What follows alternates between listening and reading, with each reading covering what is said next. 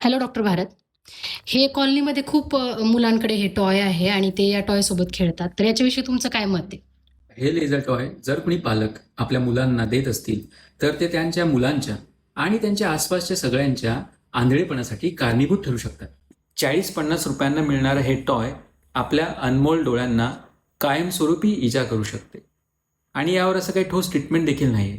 या लेझरमुळे पेशंटला जी इजा होते आणि त्यामुळे जी दृष्टी जाते, ही प्रोसेस घडताना पेशंटला कुठल्याही प्रकारचं दुखत नाही. जेव्हा पेशंट आमच्याकडे नजरेची तक्रार घेऊन येतो तेव्हा त्याला थोडीशी कल्पना नसते की त्याची ही जी नजर आहे ती त्या खेळण्यातल्या लेझरमुळे गेलेली आहे. आणि विशेष म्हणजे ज्याच्याकडे हे टॉय असतं त्याची टेंडन्सी असते की इतरांकडे पॉईंट करणं, त्यामुळं इतरांना जास्त धोका असतो. तर म्हणून जर तुम्हाला स्वतःची आणि इतरांच्या डोळ्याची काळजी असेल तर असे टॉय मुलांना बिलकुल देऊ नका आणि ही माहिती जास्तीत जास्त शेअर करा.